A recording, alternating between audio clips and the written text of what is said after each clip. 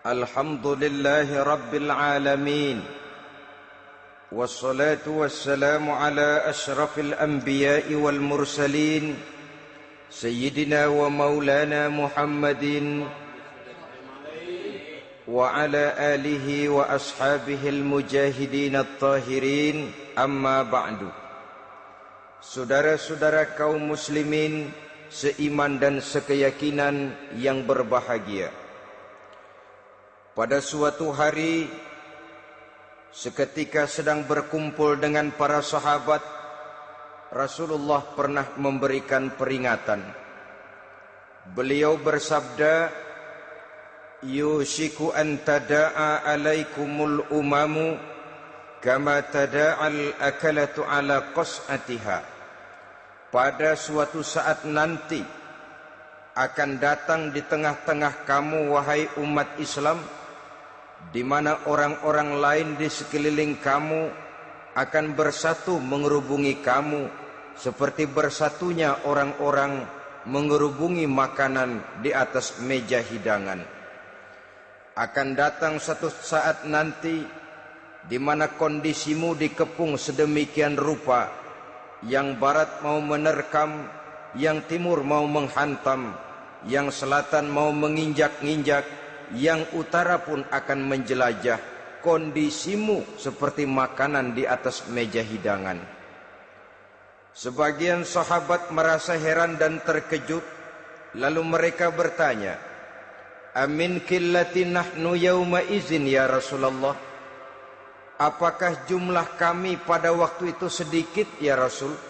Kami sampai dikepung sedemikian rupa? Beliau menjawab, "Bal antum yauma idzin katsir." Sama sekali tidak. Kamu tidak sedikit pada saat itu. Bahkan jumlahmu sangat banyak. Kamu adalah mayoritas. Walakinnakum ghusa'un ka ghusa'is sail. Tetapi keadaanmu saat itu persis seperti buih di lautan. Banyak tetapi centang perenang. Banyak tetapi tidak punya daya dan kekuatan. Banyak tapi dipermainkan gelombang lautan, dihempaskan ke tepian pantai tanpa punya makna dan arti. Kondisimu pada saat itu kuantitas yang tanpa kualitas, sehingga orang lain enak saja mengepung kamu. Akidahmu didangkalkan, dibanjiri dengan peradaban dan kebudayaan yang menjauhkan dari agama. Dari segi maksiat dan munkarat seluruhnya mengepung sampai kita melepaskan nilai-nilai Islam kita ini. Dan celakanya, sambung beliau, "Walyanzi'anna fi qulubi aduwikumul mahabata minkum." Akan dicabut kehebatanmu di mata musuh-musuhmu, sehingga pada saat seperti itu orang lain memandangmu umat Islam enteng saja, remeh saja, tidak ada apa-apanya. Sudahlah, pokoknya umat Islam sikat saja. Umat Islam enteng, umat Islam kecil, umat Islam tidak ada apa-apanya. Alangkah ironinya, alangkah menyedihkannya, memilukan dan sekaligus memalukan. Umat yang mayoritas ini dipermainkan oleh yang minoritas.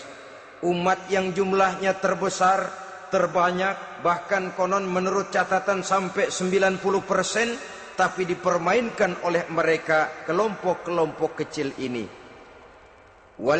Walyakzifanna fi qulubikumul wahn. Pada saat itu di hatimu dicampakkanlah penyakit wahan. Sahabat kemudian bertanya, "Wa mal wahnu ya Rasulullah?" Apakah penyakit wahan itu ya Rasul? Beliau menjawab, "Hubbud dunya wa karahiyatul maut." Penyakit wahan itu tidak lain hubbud dunya wa karahiyatul maut. Terlalu cinta kepada dunia dan terlalu takut kepada mati. Materialistis dan takut resiko. Dua penyakit inilah yang menyebabkan walaupun umat ini mayoritas, tapi dipermainkan oleh yang minoritas. Walaupun dia golongan terbesar, tapi nasibnya seperti makanan di atas meja makan. Dari segala macam penjuru mau menghantam dia. Saudara-saudara kaum muslimin yang berbahagia, ini merupakan analisa sosial bahwa pada satu saat nanti akan terjadi di tengah-tengah umat di mana kita dihantam dan diserbu dari segala macam penjuru. Akidah didangkalkan, peradaban dan kebudayaan dirusak, makanan dan minuman diracuni, pakaian ditelanjangi dan lain sebagainya, sampai kita melepaskan nilai Islam yang kita cintai ini. Kondisi sosial ini satu saat akan datang kepada kita. Demikian analisa dan peringatan dari Rasulullah sallallahu alaihi wasallam.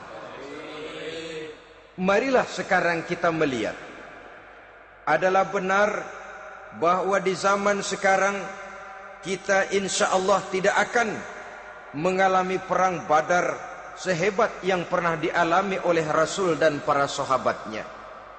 Tetapi sesungguhnya perang yang kita hadapi di zaman sekarang ini tidak kalah hebatnya dengan perang Badar, tidak kurang dahsyatnya dengan perang Uhud, tidak kurang ngerinya dari perang Khandaq. Hanya saja yang kita hadapi sekarang ini bukan ujung pedang, bukan ujung tombak, bukan ujung panah. Yang kita hadapi sekarang ini adalah perang akidah, perang ideologi, perang mempertahankan keyakinan. Yang kalau kita kalah sekarang, kita memang masih beragama. Tetapi anak kita, cucu kita, generasi yang akan hidup 5, 10, 20, 30 tahun yang akan datang, wallahu a'lam bissawab. Islam, saudara-saudaraku, tidak mungkin hilang dari dunia. Tetapi tidak mustahil Islam gulung tikar dari desa kita. Tidak mustahil Islam gulung tikar dari kampung dan kota kita, jikalau kita tidak menjaganya, jikalau kita tidak memeliharanya, bahkan jikalau kita tidak mewariskannya kepada anak-anak kita, generasi yang akan datang. Marilah kita mengingat sejenak bagaimana Islam di Spanyol yang pernah jaya, pernah mewarnai daratan Eropa, dan yang sekarang hanya sekedar tinggal ceritanya saja. Ini pernah diperingatkan oleh Rasul dalam satu hadis, sayati ala ummati zamanun la yabqal Islam illa ismun wala minal Quran illa rasmun.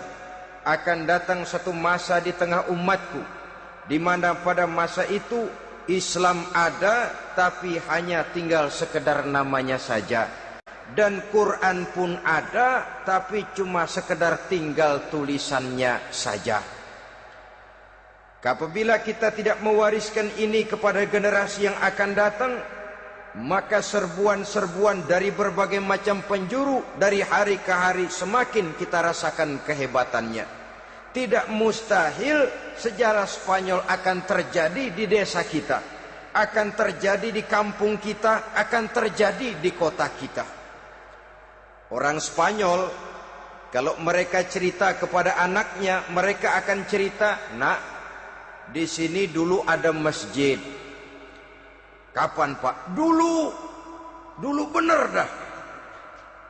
Banyak orang Islam kalau hari Jumat pada sembahyang, kapan itu Pak? Dulu sekali. Sekarang cuma sekedar tinggal ceritanya saja.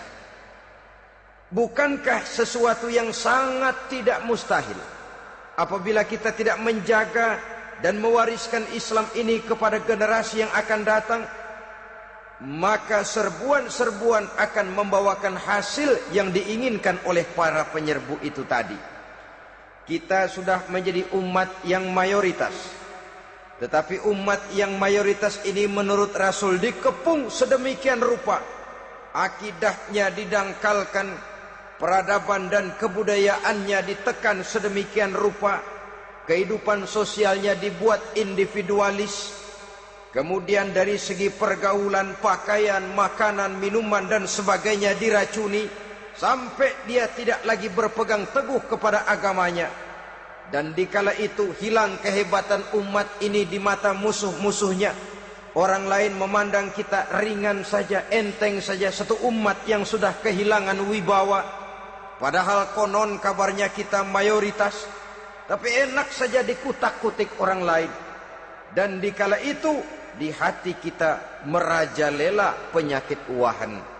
Penyakit uahan itu apa? Pertama, hubbud dunia, terlalu cinta kepada dunia.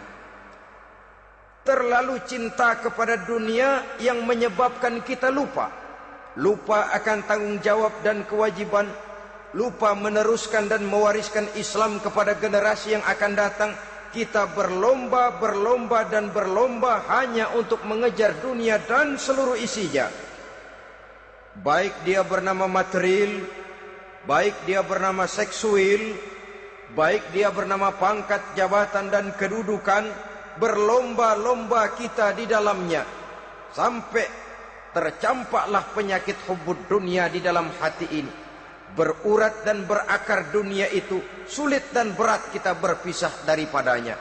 Akibatnya kemauan untuk berbuat demi dan atas nama agama sangat sulit terwujud di dalam kehidupan ini. Yang kedua, karahiyatul maut, terlalu takut kepada mati. Baik mati ajal, mati dalam artian yang sebenarnya, baik mati usahanya, baik mati karirnya, baik mati pangkat dan jabatannya. Sehingga dengan demikian akibatnya jatuhlah kita menjadi umat yang kehilangan wibawa di mata orang lain. Saudara-saudara kaum muslimin rahimakumullah, saya katakan tadi, perang yang kita hadapi di zaman sekarang adalah perang akidah. Perang menghadapi peradaban dan kebudayaan yang menghancurkan moral daripada anak-anak kita. Perang menghadapi banjirnya maksiat dan munkarat. Yang di tengah-tengah itu, di samping berkewajiban menjaga diri dan keluarga, kita pun juga berkewajiban menjaga anak-anak kita, generasi yang akan datang, mengarahkan dan mendidik mereka sesuai dengan yang dikehendaki oleh Allah Subhanahu wa ta'ala. Oleh sebab itu, pada pertemuan kali ini yang akan saya bicarakan ialah bagaimana idealnya seorang muslim lebih dahulu memberikan pendidikan kepada anak-anaknya.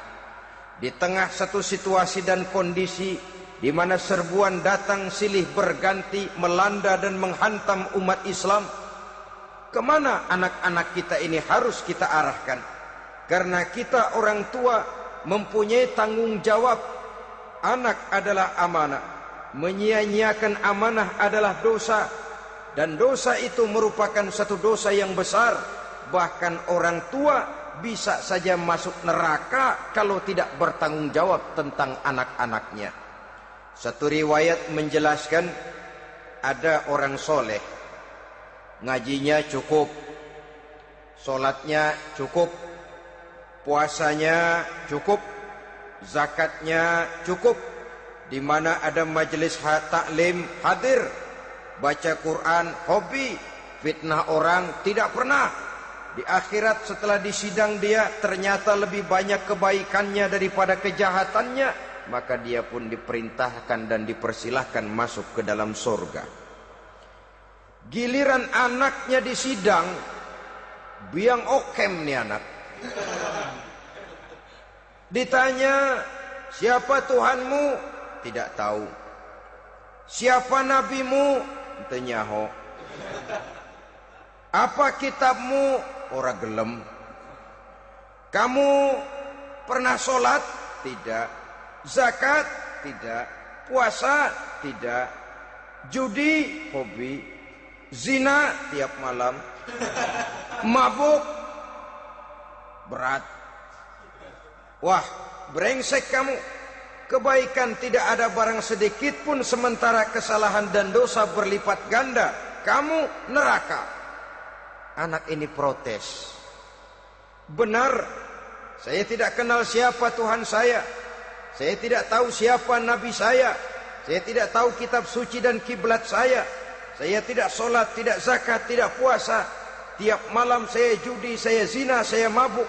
Tapi saya kerjakan semua itu karena saya tidak tahu dan orang tua saya tidak pernah memberitahu saya. Dia enak-enakan hadir di majelis taklim, saya nyekek botol didiemin saja. Dia enak-enakan baca Quran, saya zina didiamkan saja. Saya bukan tidak mau, orang tua saya sama sekali tidak pernah mendidik saya. Dia mau benar sendiri. Maka kalau sekarang saya harus masuk ke dalam neraka, saya menuntut agar orang tua saya ikut sama-sama bergabung dengan saya ke dalam neraka. Gara-gara dia tuh saya jadi begini. Orang tuamu yang mana? Tuh, yang barusan mau ke surga. Ini orang tua yang sudah mau berangkat ke surga dipanggil. Sebentar dulu mas. Ini benar anak kamu? Iya pak. Waktu di dunia kamu tidak pernah ajarin dia ngaji? Sampai dia tidak kenal Tuhannya, tidak kenal nabinya, tidak kenal kiblat dan kitab sucinya? Iya pak. Dia tidak sholat, kamu diamkan saja. Dia tidak puasa, tidak zakat, kamu bersikap masa bodoh. Bahkan dia judi, dia zina, dia mabuk, kamu pun berdiam diri saja. Iya pak. Tahukah kamu bahwa anak ini adalah amanah? Menyia-nyiakan amanah artinya khianat, dan khianat adalah dosa yang sangat besar. Kamu tidak bertanggung jawab, maka kamu, anakmu gabung ke dalam neraka. Saudara-saudara kaum muslimin rahimakumullah, itu sebabnya Allah pesan benar-benar, ya ayyuhalladzina amanu qu anfusakum wa ahlikum nara. Hai orang-orang yang beriman, jaga dirimu dan keluargamu, istri, anak, orang-orang yang menjadi tanggung jawab dan kewajiban kita, jaga dan pelihara mereka dari api neraka. Saudara-saudara kaum muslimin, lalu kalau kita orang-orang tua yang hidup di zaman sekarang ini sudah sering beristighfar, mengurut dada, melihat situasi, membaca peta keadaan, konon tantangan yang akan dihadapi oleh anak-anak kita 15, 20, 25 tahun yang akan datang jauh lebih berat dari apa yang kita hadapi sekarang ini. Maka adalah wajar jika kita sebagai orang tua yang cinta kepada agama, cinta kepada anak-anak kita, berpikir untuk mewariskan nilai-nilai yang luhur ini kepada anak-anak kita generasi yang akan datang. Bagaimana pada mulanya kita harus mendidik mereka? Mari kita telusuri apa yang dicontohkan oleh Al-Quranul Karim. Orang-orang tua bijaksana yang diceritakan dalam Al-Quran, kalau sudah berpikir tentang anak-anaknya generasi yang akan datang, pendidikan pertama yang diberikan kepada anaknya ternyata adalah persoalan akidah. Nabi Ibrahim, pertanyaan yang paling merisaukan beliau buat anak cucunya ialah, ma ta'buduna min ba'di. Saudara bisa lihat surah Al-Baqarah ayat 133. Anak-anakku, kalau pada satu saat nanti aku, ayahmu ini sudah tidak ada lagi, meninggalkan kamu semua, meninggalkan kehidupan dunia ini, ma ta'buduna min ba'di, apa yang akan kamu sembah nak kalau ayah sudah tidak ada lagi? Jikalau ayahmu sekarang masih rajin ke masjid, melakukan rukuk dan sujud, i'tikaf dan membaca Quran, kalau satu saat ayahmu meninggalkan dunia ini, masihkah engkau mau ke dalam masjid? Masihkah engkau rukuk dan sujud? Masihkah engkau i'tikaf? Ma ta'buduna min ba'di, apa yang akan kamu sembah kalau aku ayahmu tidak ada lagi nak? Ditanamkan bukan hanya keyakinan bertauhid, sekaligus juga menyembah kepada Allah yang kita yakinkan dengan tauhid itu tadi. Bukankah berbeda dengan kita kebanyakan orang tua sekarang? Kita tidak pernah berpikir ma ta'buduna min ba'di, kalau bapak tidak ada kamu nyembah apa nak?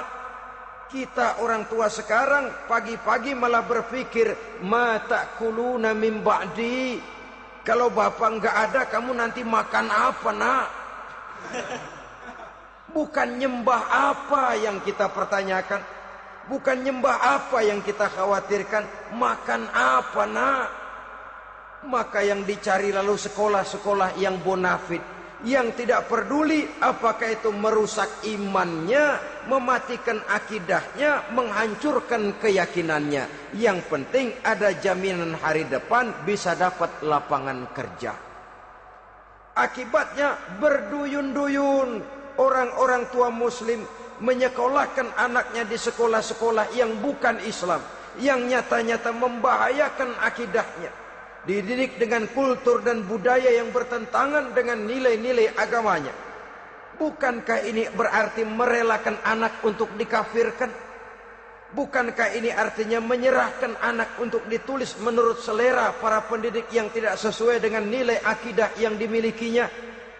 Mengapa kita tidak berpikir seperti Nabi Ibrahim yang sebelum memberikan pendidikan kecerdasan, sebelum pendidikan matematika, IPS, PSPB dan disiplin ilmu lainnya, yang pertama ditanamkan, ma ta'buduna min ba'di, kalau ayahmu tidak ada, kamu menyembah apa, nak? Menyembah Allah apa nanti malah menyembah harta? Menyembah Allah apa nanti malah mendewa-dewakan pangkat dan jabatan? Menyembah Allah apa malah nanti menyembah alam? Itu yang dikhawatirkan Nabi Ibrahim kepada generasi yang akan datang. Dan itu saudara-saudara yang seharusnya mengkhawatirkan kita kepada anak-anak kita, generasi yang akan datang. Lihatlah serbuan akidah di zaman sekarang ini. Dimanfaatkan kemiskinan kita umat Islam. Diberikan kita tawaran berupa beras, pakaian, obat-obatan, kalau perlu beasiswa, asal bisa melepaskan keislaman kita ini. Bertahap, sedikit demi sedikit, step by step, shibran bi shibrin wa zira'an bi zira'in. Dan harus saya ingatkan, orang di zaman sekarang tidak mungkin menghantam Islam secara frontal. Tidak mungkin menghantam Islam terang-terangan, apalagi mengerahkan satuan militer. Tidak. Orang berhitung bagaimanapun kondisi dan kualitasnya umat Islam, mereka masih punya satu modal penting, fanatisme agama. Kalau ini disulut, api jihad segera berkobar, dan hanya maut yang bisa menghentikan orang yang dibakar dengan semangat jihad. Orang tahu itu. Betapa Uni Soviet kedodoran menghadapi mujahidin Afghanistan yang disulut oleh semangat jihad yang berkobar dengan persenjataan yang primitif ketimbang persenjataan Uni Soviet. Entah mereka pantang surut mundur ke belakang. Jadi jangan mimpi bahwa orang mau menghantam Islam ini dengan melarang pengajian, meruntuhkan masjid, menyegel pondok pesantren. Tidak. Melarang orang sholat. Tidak. Kalau perlu masjid diperbanyak, musola diperbesar. Tapi bikin itu masjid seperti museum. Besar, megah, mercusuar, tapi bikin seperti museum. Tempat orang kagum, tempat orang memuji, tapi sunyi dari nilai-nilai ibadah.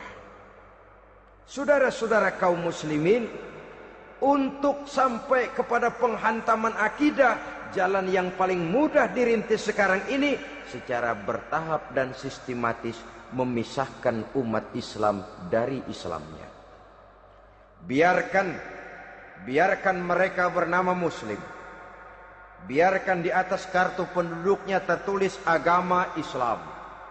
Tapi tanamkan budaya-budaya yang menyebabkan cara bergaul mereka, cara berumah tangga mereka, cara bertetangga mereka, sampai kepada cara mereka berpakaian, cara mereka bergaul, cara mereka makan dan minum, cara mereka mendidik dan menyekolahkan anak, sama sekali tidak lagi mencerminkan nilai-nilai yang Islami. Itu sudah satu usaha yang paling praktis, memisahkan umat Islam dengan Islamnya.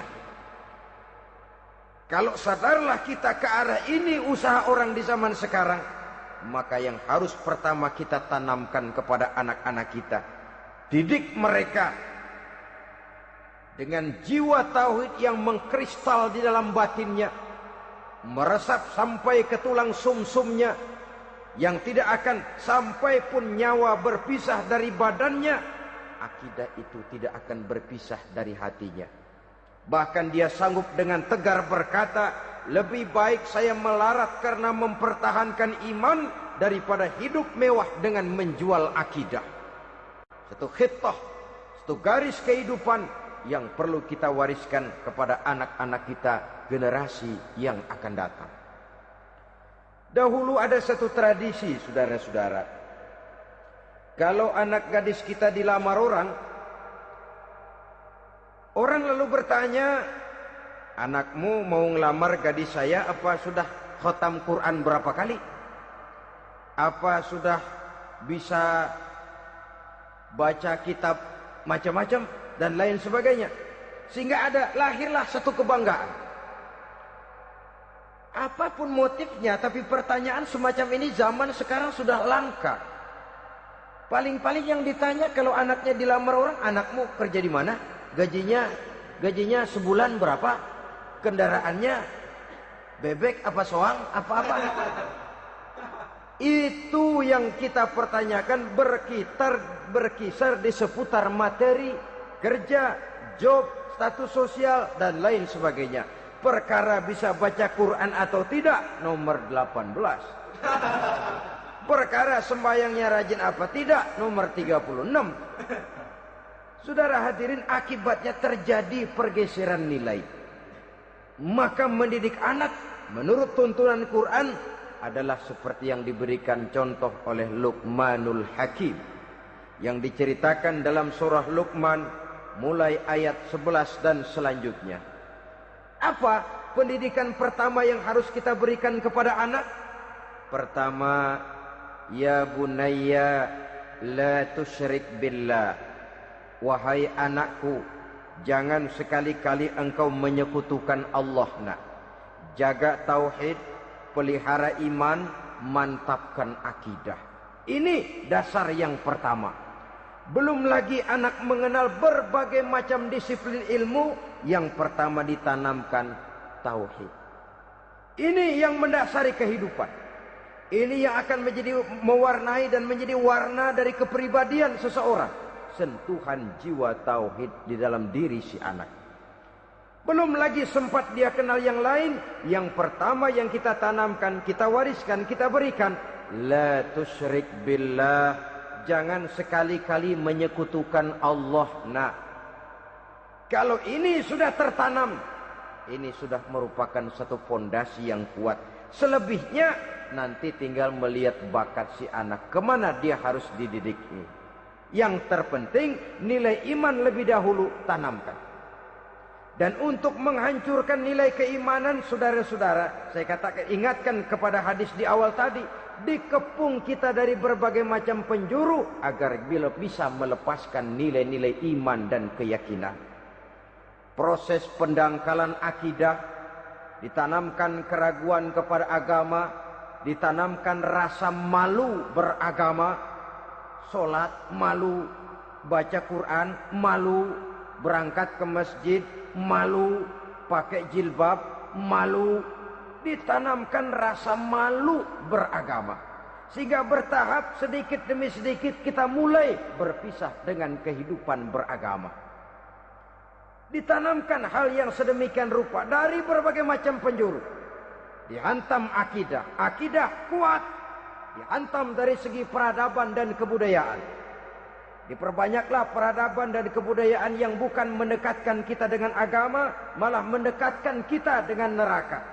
Menjauhkan kita dari agama, menjauhkan kita dari nilai-nilai luhur yang diwariskan oleh orang-orang tua kita terdahulu. Adalah kewajiban kita yang pertama, mendidik anak, menanamkan roh, jiwa dan semangat tauhid di dalam diri mereka. Saudara-saudara kaum muslimin rahimakumullah, Kenapa kita lebih dahulukan menanamkan jiwa, roh dan semangat tauhid ini kepada anak-anak kita?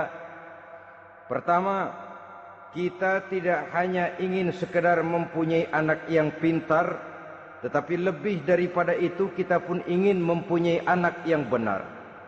Segala macam disiplin ilmu, segala macam bentuk penalaran ilmiah dan pengisian intelektualitas manusia mungkin di satu sisi akan membuat dia pintar, tapi di sisi lain belum tentu akan membuat dia benar. Nabi pernah memberikan peringatan, man izdada ilman wa lam yazdad huda lam yazdad minallahi illa bu'da. Orang yang hanya bertambah ilmu pengetahuannya tapi tidak bertambah hidayah dari Allah, tidak makin mantap keimanannya, maka seluruh nilai-nilai ilmunya hanya akan menjauhkan dia dari Allah Subhanahu wa taala. Dan adalah lebih merupakan azab daripada nikmat kalau kita diberikan ilmu pengetahuan yang hanya akan menyebabkan kita semakin jauh dari Allah Subhanahu wa taala. Yang kedua, sesungguhnya roh, jiwa dan semangat tauhid yang melekat dalam diri anak pada puncaknya akan melahirkan satu disiplin murni yang tumbuh dari dalam dirinya sendiri, di mana si anak dalam kehidupannya merasakan, dimanapun dia berada, kemanapun dia pergi, ia selalu merasakan kehadiran Allah dekat dalam hidupnya. Ia sadar sesadar-sadarnya bahwa tidak ada satu perbuatan yang bagaimanapun kecilnya yang bisa disembunyikan dari kekuasaan Allah Subhanahu wa taala.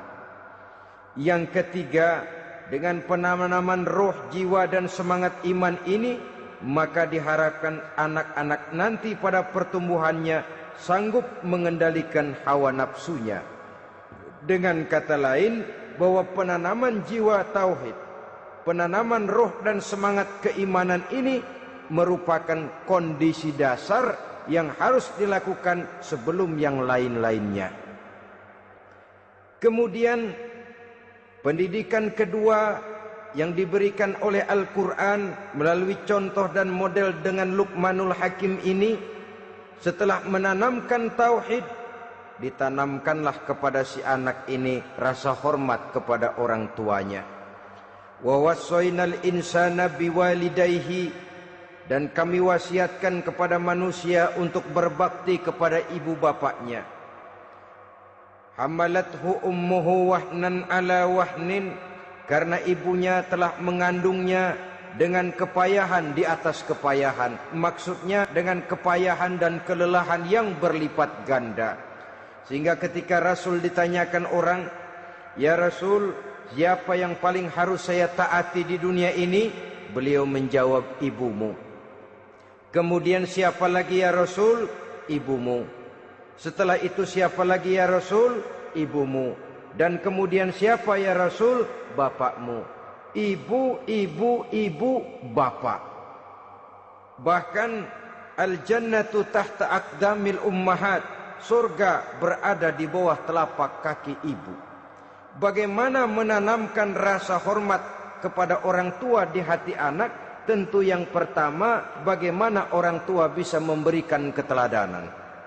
Marilah kita sebagai orang-orang tua ini menyadari bahwa sebelum anak kenal sekolah dasar, sebelum anak kenal TK, ibtidaiyah, sanawiyah sampai kepada perguruan tingginya, yang pertama dia kenal adalah lingkungan rumah tangganya, gurunya adalah ibu bapaknya.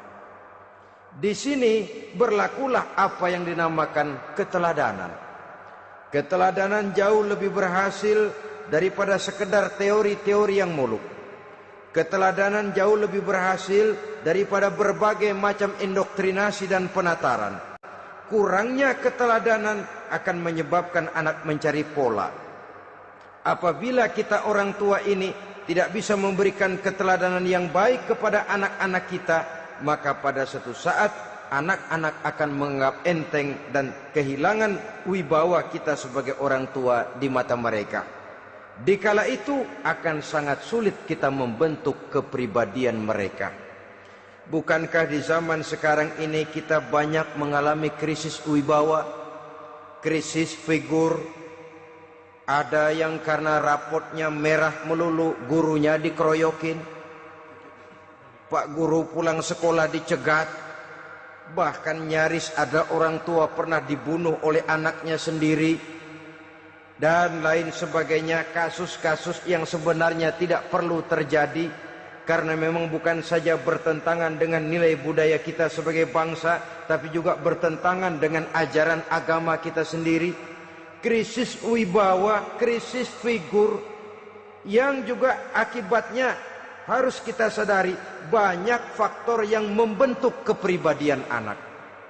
Pergaulannya, yang dibacanya, yang ditontonnya, yang disaksikannya di dalam kehidupan. Benar kita menyekolahkan mereka, tapi berapa jam mereka di sekolah? 6 jam, 7 jam paling lama. Sedangkan mereka hidup satu hari satu malam 24 jam. Kalau cuma 7 jam di sekolah, ini berarti lebih banyak dia di luar sekolah.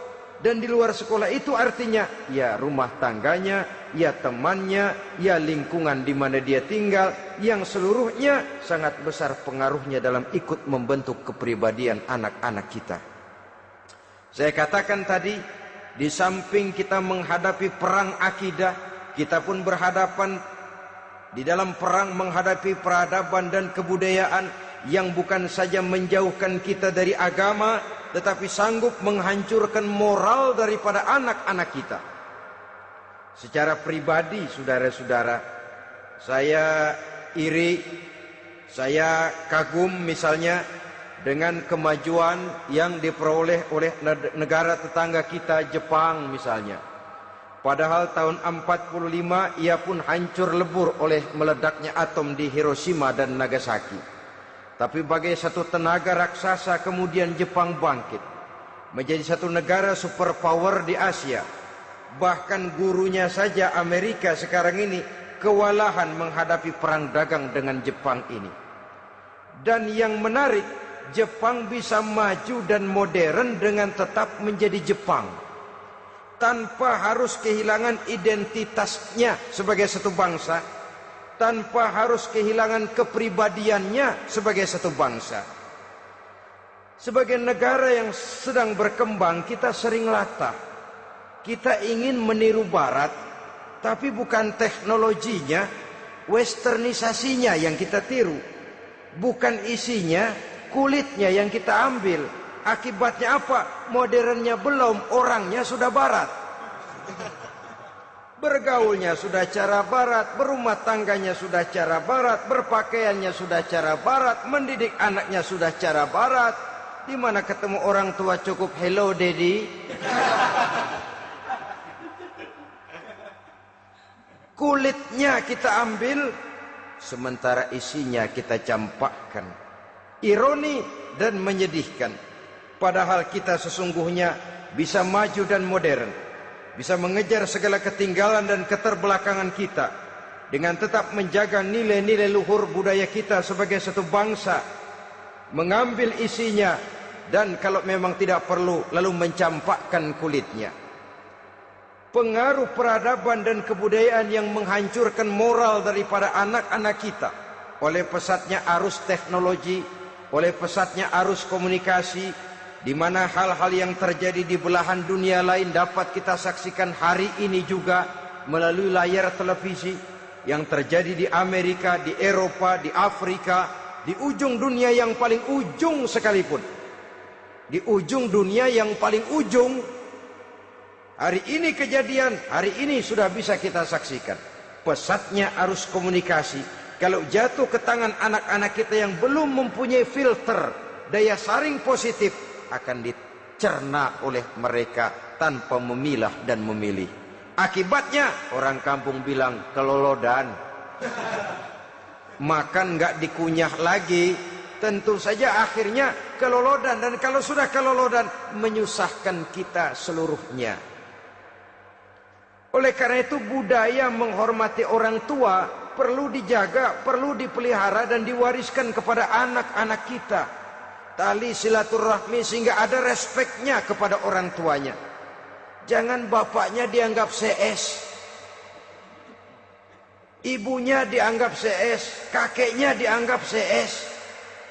Hilang rasa respek, hilang rasa menghormati. Sementara orang tua sendiri tidak bisa memberikan keteladanan, kurang mendapat perhatian dan lain sebagainya. Apalagi kalau baik ibu maupun bapak adalah orang-orang karier yang setiap hari sibuk menghadapi tugas masing-masing. Bapak sibuk rapat, pindah kantor sana kantor sini, ibu sibuk arisan, besarlah anak-anak di tangan pembantu dan lain sebagainya, sehingga dia merasa kurang mendapat perhatian, dan ini akan ikut membentuk warna dari kepribadian yang dimilikinya. Sampai kepada pelosok-pelosok desa, jaringan televisi memang menguntungkan. Tapi kalau sudah sampai kepada menayangkan budaya-budaya yang tidak sesuai dengan pola di mana mereka tinggal, pola lingkungannya, dan ingin mereka terapkan dalam kehidupan, ironi dan menyedihkan. Maka sering dikatakan, jikalau ABRI masuk desa, rakyat beruntung. Jikalau listrik masuk desa, rumah jadi terang. Jikalau koran masuk desa, rakyat jadi cerdas. Jikalau hakim masuk desa, rakyat lalu sadar hukum. Tapi jikalau maksiat dan munkarat masuk desa, minuman keras masuk desa, judi masuk desa, pelacuran masuk desa, rakyat tentu kiamat. Dan kita harus punya budaya untuk memilah dan memilih, mempunyai filter untuk jadi daya saring positif. Oleh karena itu, saudara-saudara, tahap kedua setelah menanamkan jiwa tauhid kepada anak, tanamkan rasa hormat kepada orang tuanya. Orang tua itu ibu bapaknya, orang tua itu guru-gurunya yang mengajarkan dia, atau yang dianggap tua yang lebih senior dari dia. Karena tidak ada satu peradaban yang berdiri sendiri. Bagaimanapun maju dan modernnya kita sekarang, tentu merupakan mata rantai yang berkaitan dari generasi terdahulu. Ini yang kedua. Setelah tauhid, berbakti kepada ibu dan bapak. Tidak ada satu kebahagiaan yang bisa ditegakkan di dunia ini tanpa doa, tanpa restu daripada ibu dan bapak. Ini keramat hidup. Doanya dikabul Allah dan kutubnya juga dikabul oleh Allah Subhanahu wa taala. Jadi mendidik anak setelah menanamkan jiwa tauhid, menanamkan rasa hormat dan taat berbakti kepada ibu bapaknya. Itu yang kedua. Kemudian yang ketiga, melalui model Luqman, Quran mendorong kita untuk mendidik anak, menanamkan etika otonom. Apa itu? Ya bunayya, innaha in takum mithqala habbatin min khardalin fatakun fi sakhratin aw fis samawati aw fil ardi ya'ti bihallah. Wahai anakku, sesungguhnya kalau ada satu kebaikan yang kamu kerjakan, kecil, tidak nampak oleh pandangan mata yang zahir, yang kecil itu tersembunyi di puncak langit, di dasar bumi yang paling dalam, atau di tengah batu hitam sekalipun, Allah pasti mengetahuinya dan pasti akan memberikan balasan yang seadil-adilnya. Pendidikan apa ini? Pendidikan moral, menanamkan etika otonom. Nah, kau berbuat baik jangan karena dilihat orang. Kau tidak mau melakukan kejahatan jangan cuma karena ada polisi. Kalau ada polisi kau tidak mau jahat, kucing juga begitu. Coba lihat kucing, taruh ikan asin di piring kaleng, tongkrongin. Aduh, kucing kalem, sopan, tenang. Sedikit kita lengah, habis ikan digarap. Tapi ditanamkan satu kesadaran, kemanapun kau pergi, nak, apapun yang kau kerjakan, tersembunyi di tengah batu, di dasar bumi, di puncak langit, Allah pasti tahu. Dalam bahasa yang ringan, nak, kita ini diawasi oleh dua hiperkomputer yang maha sensitif, produksi langit mereknya Rokib dan Atid. Itu komputer yang sangat peka dan sensitif. Jangankan kita berbuat, kita berniat baik saja, komputer sudah nyatat sendiri. Inilah yang orang sekarang namakan waskat, pengawasan malaikat. Kalau hidup sudah merasa diawasi oleh malaikat, waskat berhasil. Tapi kalau waskat sudah diawasi malah nekat, itu yang gagal. Atau yang diawasi dan yang mengawasi sama-sama sepakat, itu juga bisa cincai. Saudara-saudara kaum muslimin rahimakumullah, waskat dalam pengertian kita muslim, bagaimana hidup ini merasakan diawasi oleh malaikat. Intelektualitas yang tinggi sekalipun, IQ yang nilainya plus sekalipun, disiplin ilmu yang bagaimanapun banyak yang memenuhi benak kita, tanpa diiringi oleh etika otonom, orang sering mencari celah dan kesempatan. Mencari celah dan kesempatan. Tapi kalau sudah merasa, kemanapun saya pergi, dimanapun saya berada, kebaikan bagaimanapun sekecilnya saya lakukan, toh Allah pasti akan memberikan balasan. In khairan fa khairun, wa in syarran fa syarrun. Jikalau baik, baik balasan yang kita terima. Jikalau jahat, jahat kejahatan yang kita terima. Kalau sudah ke arah ini kita berpikir, maka sesungguhnya kalau kita berbuat baik kepada orang lain, hakikatnya kita sudah berbuat baik kepada diri kita sendiri. Lalu tidak ada merasa rugi berbuat baik kepada orang. Karena manakala dia melakukan kebaikan kepada orang lain, artinya dia sudah berbuat baik untuk dirinya sendiri. Jadi setelah tauhid, kemudian berbakti kepada ibu bapak, yang ketiga baru pendidikan tentang akhlak, tentang moral. Pola ini yang sering terlupakan oleh kita, bahwa bagi kita itu pendidikan tidak lain upaya mencerdaskan otak anak. Jangan sampai sebab ini kelihatannya pembangunan makin maju, persaingan hidup makin tajam, tensi ekonomi semakin tinggi, sementara jumlah tenaga kerja dengan lapangan kerja yang tersedia jauh dari mencukupi. Jikalau tidak membekali anak dengan pendidikan yang menunjang lapangan pekerjaan, orang tua khawatir, takut sekali anaknya jadi gelandangan. Dikhawatirkannya kehidupan dunia ini, sementara dia lupa kalau anaknya bisa jadi gelandangan di akhirat. Padahal selama-lamanya gelandangan di dunia paling seumur manusia itu 60 tahun, 70 tahun lah umur orang sekarang. 70 itu sudah luar biasa itu. Tapi kalau harus menggelandang di akhirat, menjadi gelandangan di akhirat, alangkah menyedihkannya. Apakah akan kita korbankan satu kehidupan yang langgeng, abadi, cuma karena tertipu oleh fata morgana dan kamuflase? Kita korbankan yang sedikit, kita korbankan yang besar karena kita memilih yang sedikit. Dalam bahasa Al-Quran memang pernah diceritakan hidup ini hakikatnya perlombaan, saudara-saudara. Perlombaan. Dan di dalam perlombaan itu ada yang menang, ada yang kalah. Al-Quran lalu memberikan peringatan, Alhaakumut takatsur, kamu telah lalai karena berlomba-lomba memperbanyak harta, mempertinggi pangkat dan kedudukan, hatta zurtumul maqabir, sampai kamu akan masuk ke liang kubur baru sadar. Apalagi kalau nafas sudah sampai di tenggorokan. Persis Fir'aun sudah tenggelam di lautan merah, mau mampus, baru dalam sekaratnya amantu bi Rabbi Musa wa Harun. Kalau begini caranya, saya juga percaya kepada Tuhan Musa dan Harun, percaya kepada Allah.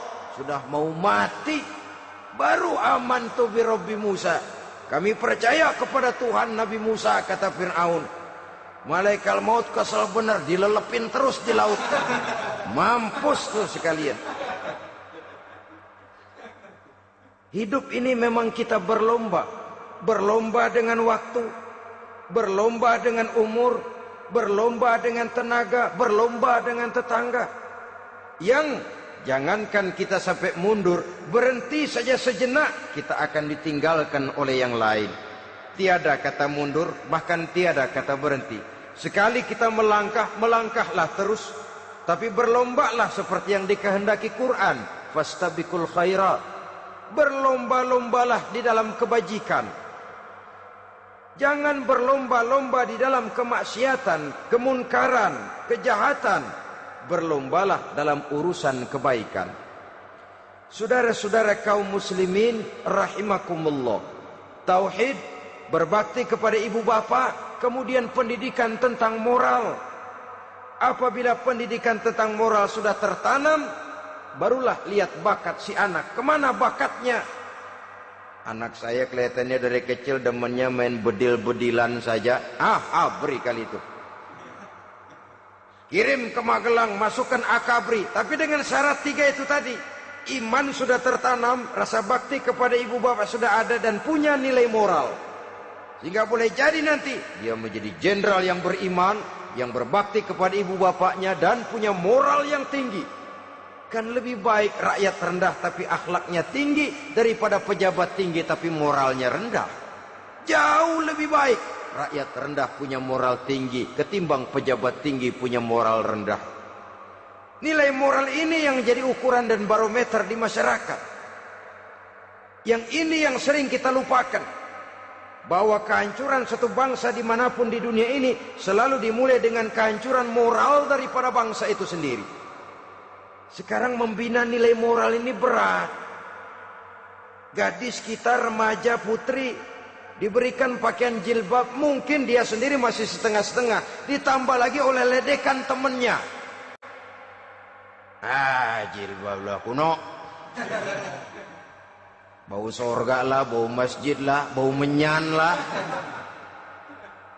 Ditanamkan rasa malu untuk hidup dekat dengan agama. Kalau moral semacam ini sudah tertanam, sedikit demi sedikit kita mulai mengucapkan selamat tinggal kepada agama. Dan kemalangan apa yang lebih malang kalau kita sudah jauh dari agama ini? Bukankah Islam telah menyelamatkan manusia dari penyakit jahiliyah dan membawanya kepada satu kehidupan yang maju dan modern? Kalau kita tinggalkan Islam ini, bukankah artinya kita akan kembali kepada satu zaman jahiliyah? Hanya saja jahiliyah itu berada di abad modern. Versinya tentu lebih modern. Kalau zaman jahiliyah dulu mabuknya pakai arak, zaman sekarang sudah macam-macam orang bisa mabuk. Kalau zaman jahiliyah dulu anak perempuan dikubur hidup-hidup, zaman sekarang kadang-kadang belum sempat lahir ke dunia, malah sudah dibunuh lebih dahulu. Versinya saja yang berbeda. Kalau di zaman jahiliyah dahulu manusia menyembah batu yang bernama Latta, Uzza, Manat dan Hubal. Di zaman jahiliyah modern sekarang ini, orang sering menyembah kepala bagiannya, sering menyembah atasannya, sering menyembah komputer, sering menyembah teknologi modern yang lebih diyakininya daripada Allah sebagai keyakinan sentral di dalam hidupnya. Saudara-saudara kaum muslimin rahimakumullah. Jadi yang ketiga, nilai moral yang ditanamkan kepada anak-anak kita supaya dia bisa menghadapi tantangan-tantangan hidup yang semakin berat ini dengan tetap berpegang teguh kepada nilai-nilai moral yang diwarnai oleh jiwa keimanannya yang bersumber dari ajaran agamanya. 3. Kemudian yang keempat, barulah tatanan kehidupan sehari-hari. Apa kata Luqman? Ya bunayya aqimis shalah. Setelah bertauhid, berbakti kepada ibu bapa, punya nilai moral. Ya bunayya aqimis shalah, nak dirikan solat. Rumah tangga muslim, anak berumur 7 tahun sudah berani meninggalkan solat. Kata Nabi, pukul. Bukan untuk menyakiti, untuk mendidik, karena sayang kepada anak. Saudara-saudara, kita khawatir betul kepada anak. Kalau dia pulang dari sekolah, Buru-buru kita sebagai orang tua bertanya, sudah makan nak? Sudah istirahat nak? Tapi jarang kita sebagai orang tua melontarkan, sudah sholat nak? Bahkan kita bisa memberikan sugesti kepada anak. Nah, kalau kau naik kelas 1 sampai naik ke kelas 2, bapak beliin sepeda. Tamat SD nak, motor. Tamat SMP nak, ke Bali kita. Tamat SMA nak, Singapura. Saudara-saudara, tapi kalau untuk urusan sholat misalnya, kita tidak pernah memberikan sugesti kepada anak-anak kita. Nah, kalau kau hafal Fatihah lengkap dengan artinya, bapak beliin sepatu. Nah, kalau kau bisa sholat dengan baik, cukup syarat rukunnya, bapak beliin sepeda. Ada rangsangan, ada sugesti yang membuat anak lebih tergerak untuk hidup dalam suasana keagamaan. Ya bunayya aqimis sholat, nak dirikan sholat. Sebab ini sandaran vertikal yang paling langsung antara manusia dengan Tuhannya. Menyadari bahwa sepanjang yang bisa dilakukan oleh manusia hanyalah berusaha dan berusaha, dan kepastian sepenuhnya ada di tangan Allah. Dengan sholat kepribadianmu diperteguh, dengan sholat sandaran vertikalmu kepada Allah diperkuat. Dan pada waktunya nanti Al-Quran memberikan bimbingan, hendaklah minta tolong kepada Allah dengan sabar dan tetap mendirikan sholat. Ya bunayya aqimis sholat. Setelah itu, wa'mur bil ma'rufi wanha 'anil munkar. Tegaklah membina yang ma'ruf, tegaklah mencegah yang munkar. Ini sikap hidup sudah. Sholat tadi tugas hidup. Lalu sikap hidup tampil di tengah masyarakat, membina yang ma'ruf, mencegah yang munkar sesuai dengan kesanggupan masing-masing. Bukankah setiap kita kepingin punya anak yang bermanfaat, setidaknya bagi keluarganya, syukur kalau bisa bagi lingkungannya, bagi masyarakat, bangsa dan negaranya.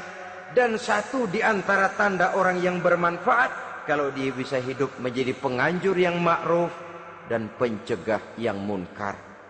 Dan itu kalau tidak ada hidayah, sulit orang mau melaksanakan itu. Sebab apa? Ada kecenderungan belakangan ini di mana agama dianggap urusan pribadi. Sehingga orang lalu sering bilang, jangan bawa-bawa agama dah, itu kan bukan urusan agama. Ini sudah ciri berpikirnya sekuler. Jangan bawa-bawa agama. Agama urusan pribadi, artinya orang mau sholat mau enggak jangan bilang apa-apa dah, urusan dia sendirian. Dia mau puasa dia enggak, merdeka saja, urusan pribadi. Agama bukan persoalan pribadi. Apalagi jika sudah menyangkut amar ma'ruf dan nahi munkar, siap menegakkan yang baik, mencegah yang munkar untuk tegaknya satu masyarakat yang diwarnai oleh kebaikan dan terhindar dari segala macam kejahatan. Dan terus ayat-ayat selanjutnya mencerminkan sikap hidup. Namun yang intinya cara mendidik anak yang baik yang dicontohkan oleh Al-Quran dengan Luqmanul Hakim sebagai model. Pertama, tanamkan tauhid. Yang kedua, tanamkan rasa hormat dan berbakti kepada ibu bapaknya. Yang ketiga, tanamkan moral, nilai akhlak yang tinggi. Setelah itu yang keempat, biasakan hidup dalam suasana keagamaan. Kontrollah sholatnya, kontrollah baca Qur'annya, kontrollah puasanya di bulan Ramadan. Ajaklah anak-anak sholat berjamaah, sehingga dengan demikian dia terbiasa oleh satu suasana yang mendekatkan dia dengan nilai agamanya. Dari sana diharapkan nilai-nilai ilmu yang didapatnya dari bangku sekolah akan menciptakan keseimbangan dengan yang ditanamkan oleh orang tuanya dalam bentuk yang dijelaskan oleh surah Luqman itu tadi. Sehingga apabila keseimbangan ini terwujud, akan menjalin keseimbangan dalam pola berpikir, dan keseimbangan dalam pola berpikir akan melahirkan keseimbangan dalam perbuatannya. Terwujudlah kita harapkan insan yang fid dunya hasanah wa fil akhirati hasanah. Inilah harapan kita semua. Mudah-mudahan Allah memberikan kekuatan kepada kita untuk mewariskan nilai-nilai yang baik kepada generasi yang akan datang, sehingga esok harus lebih baik daripada hari ini, dan lusa harus lebih baik daripada hari esok. Terima kasih atas perhatian saudara. Mohon maaf atas segala kekurangan. Usikum wa nafsi bitaqwallah. Wassalamualaikum warahmatullahi wabarakatuh.